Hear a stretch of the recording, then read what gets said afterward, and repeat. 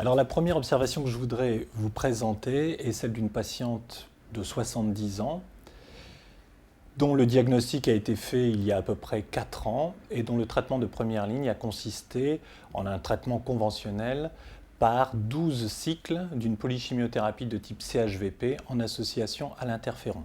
Cette patiente a été en rémission complète pendant environ 3 ans après ce traitement. Elle a présenté une première rechute de la maladie, une rechute disséminée, pour laquelle elle a reçu un traitement par rituximab, 4 perfusions de rituximab espacées d'une semaine, et ce traitement n'a pas permis de réponse, c'est-à-dire qu'à l'issue de la première évaluation, environ 2 mois après le début du traitement, il y avait une stabilité des lésions et il y a eu une progression de la maladie à 3 mois du début du rituximab. Cette patiente nous a donc été adressée par son centre de référence pour une radioimmunothérapie par Zevalin, précisément dans le cadre de l'autorisation de mise sur le marché. Alors, vous avez ici la TEP, l'étude scintigraphique au FDG de cette patiente avant la radioimmunothérapie. Vous voyez qu'il y a une atteinte inguinale bilatérale prédominant à gauche et qu'il y a également une atteinte iliaque et une petite atteinte axillaire gauche. Donc à nouveau, une rechute disséminée de la maladie. Cette patiente avait également des signes cliniques d'évolutivité sous forme de sueur nocturne profuse, ne souhaitait pas la reprise d'un traitement par chimiothérapie et nous lui avons donc proposé la radioimmunothérapie. Le traitement s'est parfaitement bien déroulé, il n'y a pas eu de problème de tolérance, le nadir plaquettaire était aux environs de 131 000 par millimètre cube, donc aucun support transfusionnel, aucune toxicité infectieuse, et dès la 6e semaine, puisque c'est en général à ce moment-là que nous évaluons la première efficacité du traitement par radioimmunothérapie, vous voyez qu'il y a une disparition de tous les foyers initialement observés au niveau inguinal et au niveau axillaire. Nous avons pour cette patiente maintenant près d'1 an de recul et cette patiente est toujours en rémission complète persistante de la maladie. Donc c'est une parfaite illustration d'un cas précis de patiente en 3e ligne de traitement, réfractaire au rituximab, qui est en réponse complète de longue durée aux Zevalin.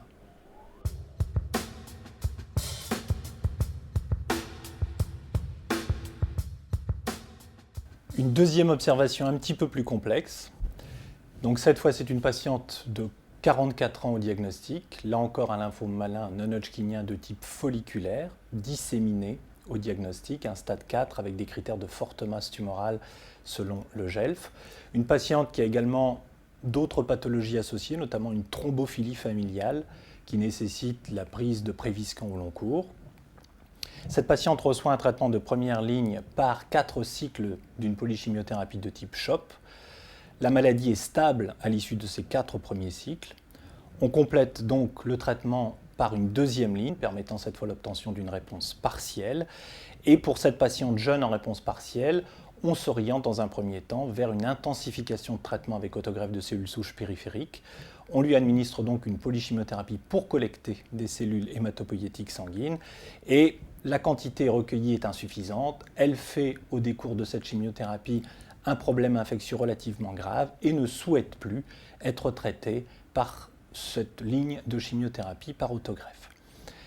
Comme elle a obtenu une réponse quasi complète à l'issue de cette chimiothérapie de mobilisation, on la met en abstention thérapeutique et la maladie réévolue, là encore de façon disséminée, à moins d'1 an de l'arrêt de traitement, donc de la dernière ligne de chimiothérapie.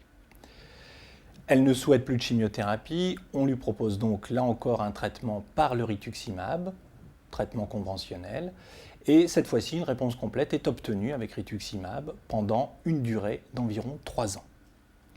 La maladie réévolue au niveau inguinal puis axillaire.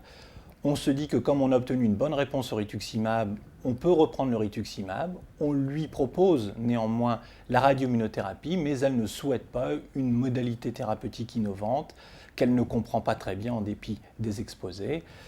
On repart donc sur le rituximab et cette fois-ci, cette 2e ligne d'immunothérapie s'avère totalement inefficace. La maladie progresse rapidement au décours de l'administration des 4 perfusions. Elle accepte donc le principe de la radioimmunothérapie et voici la TEP avant traitement. Donc vous voyez une atteinte disséminée très importante, prédominant au niveau axillaire, bilatéral, mais également cervical et inguinal droit, avec des foyers en sous-diaphragmatique également. Donc une fixation intense en TEP, pour autant il s'agissait toujours d'un lymphome folliculaire, cette patiente n'avait aucun critère de transformation de la maladie. On administre la radioimmunothérapie et vous voyez qu'à 6 semaines de cette radioimmunothérapie, la réponse est très intéressante et bonne, mais elle n'est pas complète. On a une quasi-disparition de tous les foyers cervicaux et axillaires, mais il persiste une certaine activité inguinale gauche. Voici la TEP à 6 mois. On a l'impression qu'il y a une relative stabilité des lésions inguinales qui étaient résiduelles, peut-être la réapparition d'adénopathie axillaire, mais à l'époque, en scanographie, il n'y avait pas de contrepartie morphologique. La patiente était totalement asymptomatique, on décide donc de maintenir l'abstention thérapeutique. Et 9 mois après la radioimmunothérapie, il y a une progression avérée au niveau du scanner. Pour autant, la patiente n'est toujours pas symptomatique, on maintient le traitement, on maintient l'abstention thérapeutique et je l'ai revu il y a très peu de temps, cette fois-ci il y a une progression des lésions et nous allons donc reprendre une chimiothérapie. Ce qu'il est important de noter, c'est que la radioimmunothérapie a été efficace sans pour autant donner une réponse complète, que néanmoins, dans une situation de patiente relativement lourdement prétraitée et réfractaire au rituximab, il a été permis de ne pas reprendre de traitement pendant environ 9 mois. La tolérance hématologique a été excellente et donc nous pouvons maintenant, sans aucune arrière-pensée, reprendre une polychimiothérapie assez intensive, sans en attendre de toxicité importante. 2 cures ont déjà été administrées, sans problème. Nous allons à nouveau tenter de collecter des cellules souches périphériques et de repartir sur un programme d'intensification. Donc, un traitement après radioimmunothérapie est possible.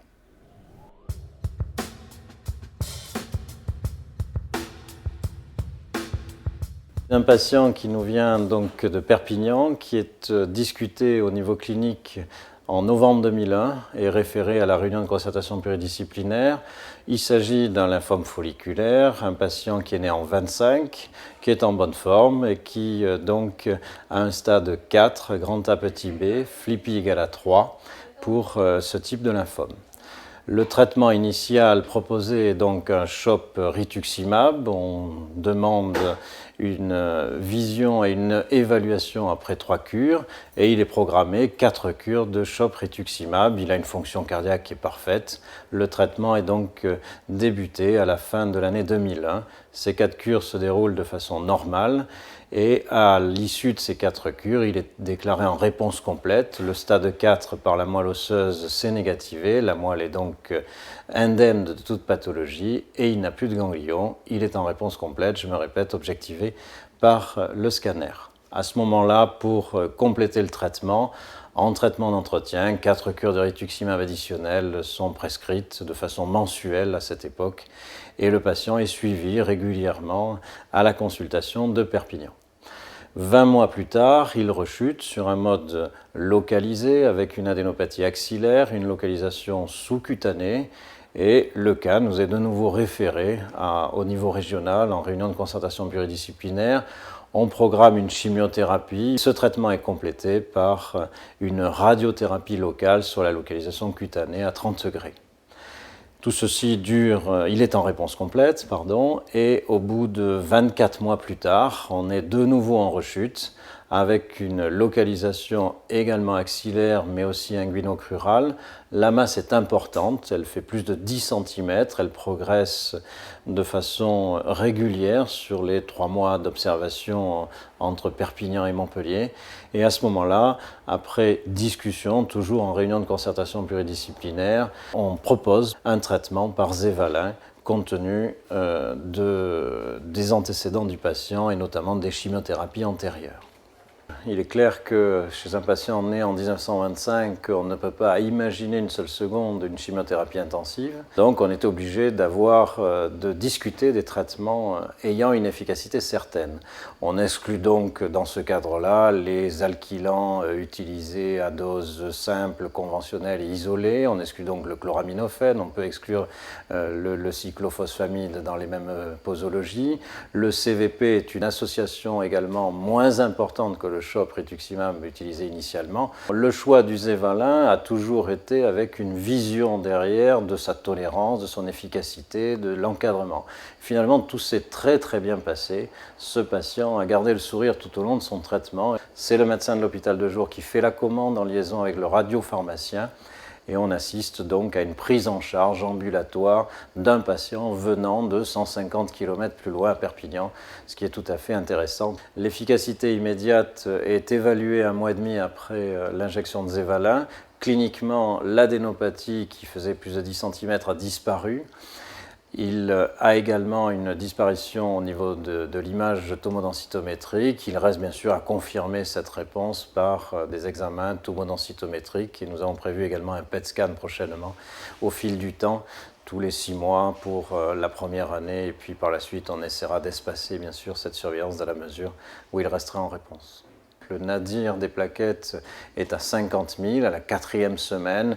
Il a une petite diminution du taux d'hémoglobine à 10,5 g sans obligation à recourir à des facteurs de croissance hématopoïétiques. Il a également, que ce soit l'érythropoïétine ou les facteurs de croissance sur la lignée blanche, puisqu'il descend à 1500 neutrophiles, ce qui est tout à fait compatible avec une vie normale. Il a continué à jouer aux boules tranquillement dans son village à côté de Perpignan durant toute cette période.